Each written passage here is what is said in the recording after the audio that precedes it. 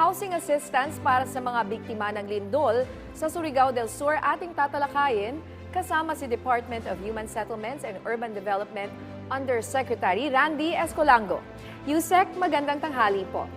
Magandang tanghali, Ma'am Ninya and Yusek Edo. Magandang tanghali din po sa inyong mga tagapakinig. Welcome back to the show, sir. No? Yes, returning guest. Hingi lang po kami ng update sa mga efforts ninyo po dyan sa DSUD para tulungan ang ating mga kababayan na apektado ng lindol dyan po sa Surigao del Sur. Opo, nitong mga nakaraang mga linggo, nangyari po yung earthquake dito sa Sarangani at makalipas lang po ng 3 linggo, may nangyari na naman ho tayong lindol dito sa Surigao del Sur. So ang ginawa po natin sa DSUD, sa pangunguna po ng ating Secretary Jose Rizalino Acusar, ay kaagad niyang inactivate yung mga regional shelter cluster ho namin, lalo na po dyan sa Region 11 and Region 13, para po mapabilis yung agarang pagtulong o pagresponde para ho maibigay yung emergency response at immediate assistance po sa ating mga kababayan na naapektuhan ng paglindol. So, kasama po dito, dahil bahagi nga po ang DSUD sa bilang lead agency ng shelter cluster ng NDRIMC or National Disaster Risk Reduction and Management Council, kasama din po tayo tumulong sa evacuation ng mga tinamaan po or yung dito ho sa nagkaroon ng tsunami warning, so in-evacuate yung mga tao, katulong po tayo doon. At meron din ho kaming international partners, yung International Organization for Migration. Patuloy din po yung pagbibigay namin ng mga shelter-grade tarpaulins dito sa mga biktima ng paglindol po. Alright, Yusek Randy, kamustahin lang po namin yung assessment so far, yung results ng assessment ng ating mga shelter cluster teams nyo dito sa mga housing damages sa Surigao del Sur. At ano po ba yung mga assistance na binibahagi ng DSUD para sa kanila? At ang tanong na marami, Yusek, libre po ba yung mga bibigay yung assistance ng mga pabahay sa mga nabiktima po ng lindol? Gaya po nung nabanggit namin, meron po kaming agarang assistance na ibinigay, yung mga shelter-grade tarpaulins, nandyan na po sa mga region na tinamaan ng paglindol. Meron din po kaming programa, yung Rental Subsidy and Financial Assistance Program. Ito po yung nagbibigay ho, ayon sa programa ito, magbibigay ho kami ng 10,000 pesos dun sa totally damaged houses. At ang aming mga regional offices, inatasan na po namin na kaagad ay makipag-ugnayan sa local government units at ibigay ho sa amin ang mga listahan, i-evaluate agad at ipadala ho sa amin para maproseso agad at agad pong maaprobahan at mabigyan ng pondo para ho sa mga biktima ng paglindol po. Okay, sir, can you give us additional details po doon po sa mga regional offices ninyo at sa mga local executives sa naging epekto ng lindol, yung mga coordination efforts nyo sa kanila? So, let's say you said kanina pag totally damaged, 10,000, no? Opo. Paano kung partially damaged o paano kung nag-crack lang? Ayun. Dati ho, dahil ngayon alam niyo naman pasarado na yung ating libro, December na ho tayo, may mga pondo ho na nakalaan doon, lalo na yung aming attached agency, yung National Housing Authority, meron ho nakalaan yan sa mga partially damaged, maging sa totally damaged, na pondohan ho yan before. At kami naman ngayon sa totally damaged na pondohan din ho natin. Pero naubos na ho halos yung pondo para sa partially damaged. Kaya ho, meron ho pa rin ho tayong natitirang pondo para sa totally damaged. Pero gaya nga ho ng nasabi ko, alam niyo namang ang NDRIMC is marami hong ahensya na involved ho dyan.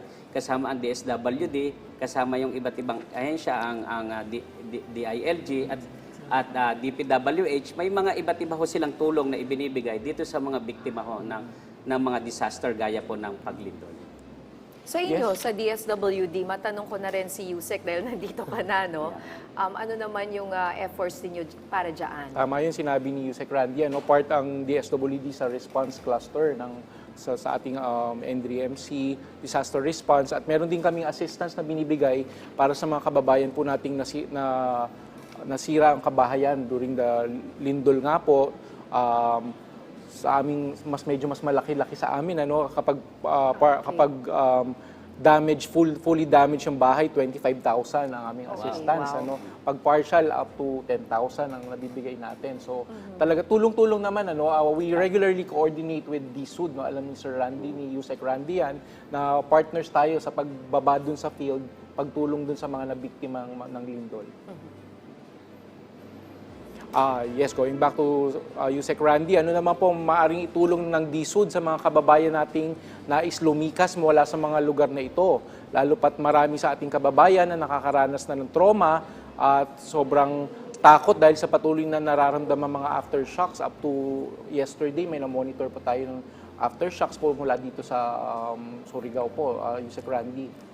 Apo, may mga programa po kami para dyan dito sa Metro Manila, yung aming mga attached agencies, yung National Housing Authority at saka yung Social Housing Finance Corporation, ay nagre-relocate po sila yung ating mga informal settler families o yung tinatawag na ISF po at yung mga low-income groups natin, nire-relocate po sila mula sa danger zone doon sa lugar na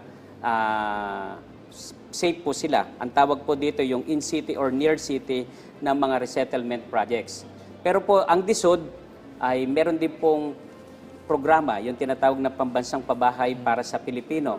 Ito po yung flagship program ng ating kasalukuyang administrasyon ng Pangulong Ferdinand Marcos at ito nga po ay ibinigay sa DSUD para siya ang mag-implement. Dito naman po ay may on-site or near-site resettlement po yung mga pamilyang walang tahanan.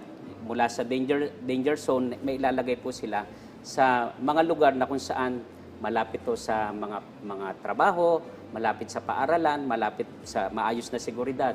Hindi po yung tulad ng mga dati natin na nailalagay yung mga pabahay natin sa medyo malayo, walang kuryente, walang tubig. Dito po sa panahon ngayon ay inayos po yung mga problema na yon at tinugunan yung mga dating concern na yon. So maganda po talaga yung pambansang pabahay na yan ay maaaring mai-revive uli po natin dahil alam ko yung first time that you were here, we talked about this and maybe can you expound a little, sir, about this kasi mababa ang interest and it's open for all. But syempre we want yung mga kababayan talaga natin na pinaka-nangangailangan to take advantage of this opportunity. Opo. Dito sa pambansang pabahay para sa mga Pilipino, ang talagang ina-address po natin yung backlog natin na 6.5 million na walang sariling tahanan. At base ho dito sa ating sa 4PH program ay i-address po yon kaya magtatayo po tayo ng 6 million. Yun po ang nabanggit, 6 million houses. Ngayon po ang ating mga beneficiaryo ay iba't ibang institution, financial institution po ay hinikayat nating sumama dito upang tumulong at ang unang kasama po natin dito ang GSIS, Land Bank, Pag-ibig at SSS pero sa mga at ibang banking financial institution pero ang unang tumaya talaga yung Pag-ibig Fund. Kapag ka ikaw ay miyembro ng Pag-ibig, pwede ka maging beneficiaryo nito. May mga requirements po silang basic requirements na kailangan. Halimbawa po ay ikaw ay active member. Para maging active member, dapat may 24 months kang hulog, 100 per month. So kung ikaw naman ay hindi miyembro at gusto mong magpamiyembro, pwede mong dagli ang bayaran yon yung 2,400 kaagad, ikaw ay active member na. At dapat po ay meron kang kinikita yung minimum, at least minimum wage earner ka para mabayaran mo yung monthly amortization. Pero ang mahalaga ho dito na malaman ng ating mga kababayan, yung tulong ng gobyerno na ipagkakaloob po para mapagaan at mapaliit yung babayarin ng ating mga kababayan na sasali dito sa programa ito. Meron ho kami tinatawag na interest subsidy. At nakaraan nga ho ay binigyan na ho kami ng pondo ng ating Kongreso at pagka ito po ay pinirmahan ng Presidente, ito po ay magiging pondo natin para sa susunod na taon, yung magiging beneficiaryo ho, yung babayaran nila na amortization. Halimbawa po ay pautangin sila ng Pag-ibig for 30 years. May interest po yun dahil natural nakikita po yung Pag-ibig. Isa-subsidize ho yun ng gobyerno. Ang tawag ko doon, interest subsidy na 5%. Halimbawa ay kung 6% ang interest ng annually, yung 5% to doon sasagutin na ng gobyerno. Meron na hong pondong inilaan. Pag pinirma ng Presidente, ay yun na po yung pondo natin. At maliban ho dyan sa interest subsidy, may tinatawag pa ho tayo na yung EO 34 na inisyo kamakailan ng ating Presidente na diniklara nga hong flagship program yung ating programa, yung 4PH, at inuutusan ang lahat ng ahensya ng gobyerno, kasama ang local government, na yung kanilang mga idle lands, mga pag-aari ng gobyerno na hindi gumagalaw, ipasok na ho dito para yung cost doon sa lupa, mabawasan na ho. So mababawasan din yung bayad ng ating mga kababayan. At may isa pa hong mahalaga, dalawa pa pala, may isa pa yung graduated amortization. Yung graduated amortization, kung hindi mo kaya pa magbayad ng monthly amortization, let's say 3,500, ano ho? Ngayon, dahil sa mayroon ka pang iba pang bayarin, o pwede ka hong magsabi na ito muna ang kaya kong bayaran at sa susunod, pagka gumanda na yung aking kalagayan, tumaas na yung sweldo ng tinatanggap ko, doon ko dadagdagan. Oho.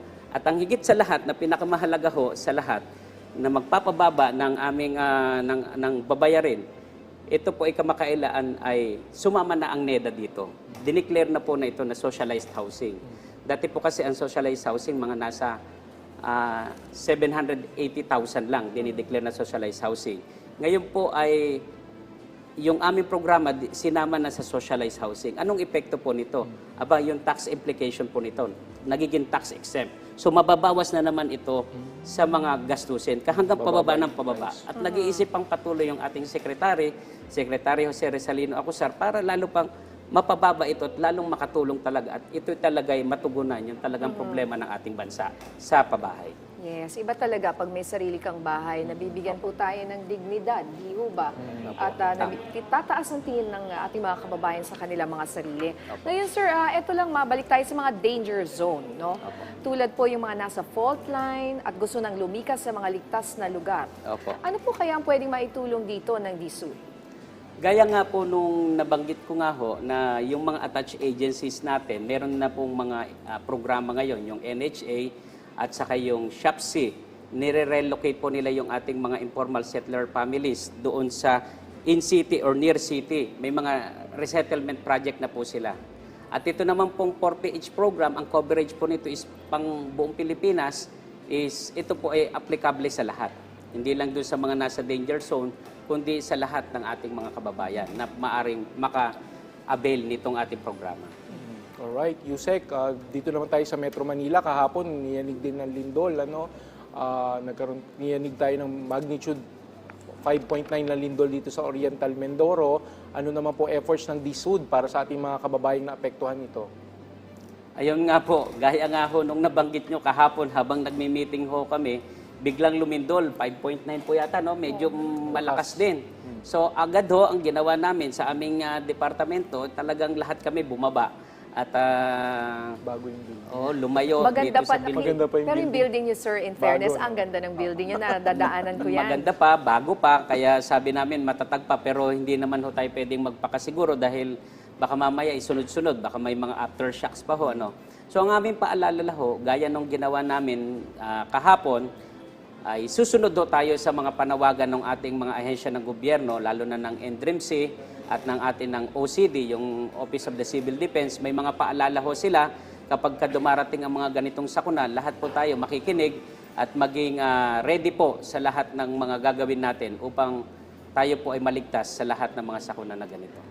Alright, maraming salamat po sa inyong oras, Department of Human Settlements and Urban Development, Undersecretary Randy Escolango. Maraming salamat po.